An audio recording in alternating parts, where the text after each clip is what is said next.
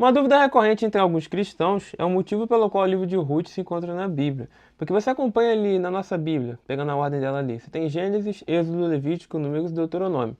E aí na sequência você vai ter o livro de Josué, Juízes, e aí depois vem Ruth. E a grande dúvida é por que esse livro está ali. Realmente é uma coisa meio estranha, você tem umas histórias muito épicas, e daqui a pouco vem a história aí de uma Moabita, um negócio assim meio diferente. E eu vou tentar aqui explicar algumas coisas para vocês. Um ponto interessante, né, sobre essa história é que o livro de Ruth, ele tá numa ordem diferente quando você comparar a nossa Bíblia e a Bíblia, por exemplo, hebraica, tá? A Bíblia hebraica ela segue uma outra ordem e é até interessante a gente observar essa ordem porque a gente acaba tendo algumas curiosidades assim sobre o livro. Mas a primeira coisa que você precisa entender é que a soberania de Deus, né, o poder de Deus, ele não está presente só quando você pensa em um ato épico do Antigo Testamento, só quando a gente pensa lá na abertura do Mar Vermelho ou naquelas batalhas com Josué. Não, ele também está presente ali numa história de uma família que tecnicamente não tem tanta importância, é uma história meio estranha no primeiro momento. E eu digo no primeiro momento porque quando você lê a história de Ruth, você não sabe no primeiro momento que a Ruth ela tem parentesco com Davi. E no caso, nós como cristãos, entendemos que ela também é parente de Jesus. A gente não sabe disso, a gente não tem essa informação. Essa informação é revelada lá no final do livro, lá no final, não é revelada no começo. Parece uma coisa meio aleatória, ainda mais contando algo sobre uma mulher que não é judia. E aí a gente fica mais assustado ainda.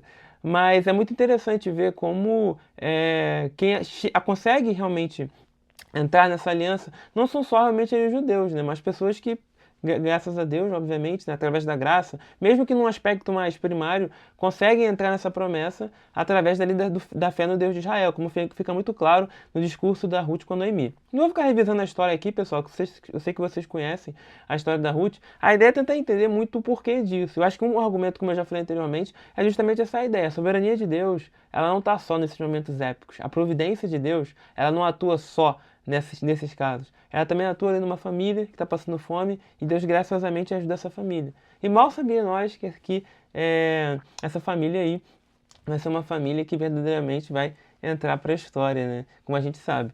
Então, outro ponto interessante é a ironia presente no livro, que no período dos juízes, os juízes ali, no geral, quando você vai avançando no livro, você consegue observar um afastamento da presença de Deus, né? O juiz ele vai cada vez mais se afundando em pecado, né? Você começa com Otiniel, um bom juiz, e conforme tu vai ali avançando, você vai encontrar, por exemplo, um juiz como Sansão, que não leva o chamado dele a sério, e uma série de outras coisas aí que, infelizmente, são bem tristes. Mas quando você olha para Ruth, que é uma moabita, que é onde você espera ali realmente uma mulher que não teme a Deus, uma mulher que verdadeiramente não vai seguir ao Deus de Israel, você tem exatamente o contrário, né? Uma moabita aí é quem realmente vai ter bastante fé no Deus de Israel. Num período que Israel estava se afastando, a Moabita ela nem cogita ficar com as divindades dela. Ela realmente vai e decide depositar a sua confiança, a sua fé no Deus de Israel. Isso é um ponto importante também para a gente entender da história. E uma outra curiosidade que eu acho bem legal é a ordem como esse livro está na Bíblia Hebraica. Eu queria mostrar ela aqui para vocês rapidamente. Quando a gente vai para a Bíblia Hebraica, que é essa Bíblia aqui, a edição cristã e judaica é um pouquinho diferente a ordem, mas a ideia vai ser exatamente a mesma. Até Deuteronômio segue a nossa ordem igual, né? Você tem Gênesis, Êxodo, Levítico, Números e Deuteronômio, tá? Em Josué e Juízes, né, a gente tem realmente também ainda a mesma ordem, Samuel, Reis, né? E é aqui que a coisa começa a ficar estranha, que já aparece o livro de Isaías, Jeremias e Ezequiel. E vem aqui o livro dos profetas menores. O judeu ele não chama assim, então o judeu ele vai chamar de os 12, né? Cada livro, obviamente, o 12 ele tem um simbolismo associado com as 12 tribos de Israel. E na Bíblia hebraica, uma curiosidade, né? Esses livros ele eram um rolo só. Né? O rolo começava com Oséias e terminava lá com Malaquias. E a gente entra nessa última seção aqui, que você tem Salmos, né? Livros poéticos, Jó, Provérbios e Ruth.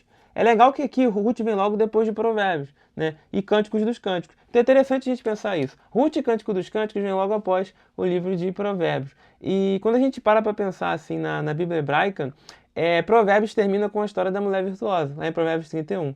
E quando você avança na sequência, você tem Ruth e você tem Provérbios. Ruth e Cântico dos Cânticos, perdão. E é legal que termina com a mulher virtuosa no capítulo 31, e aí na sequência você tem uma mulher virtuosa. Como fica muito claro no texto, lá em Ruth capítulo 3, o Boaz chama ela de mulher virtuosa. E é legal a gente entender isso. É como se o livro estivesse mostrando pra gente na prática, eu encerro Provérbios com essa mulher virtuosa. E agora eu vou mostrar na prática exemplos de mulheres virtuosas. Que aí você tem Ruth, e aí você tem Cântico dos Cânticos. E lembrando que Cântico dos Cânticos, quem fala uma parte do tempo é amada e não o amado. E é legal a gente ver isso, né? Que corrobora um pouco desses motivos aí dele estar presente nas Escrituras. Então a gente tem realmente uma importância desse livro aqui. Mostra que a gente tem essa história que, no primeiro momento, é uma história que parece não ser tão importante, mas é importantíssima. Porque o Deus de Israel não está só nos momentos épicos. Ele também está nesses momentos numa família que tecnicamente muitos desprezariam. Mal sabe a gente no final que essa família é realmente ali a família do rei Davi. Então é legal a gente pensar desse jeito e analisar como é muito rico esse livro está na Bíblia. E a providência de Deus não se estende só naquele período, ela também chega até nós hoje, né? Cujos nomes muitos de nós não somos conhecidos, mas a providência de Deus chega até cada um de nós. Espero que esse vídeo tenha te edificado, espero que esse vídeo tenha agregado algo na sua vida. E se ele agregou, meu querido, curte aqui o vídeo, se inscreve no nosso canal.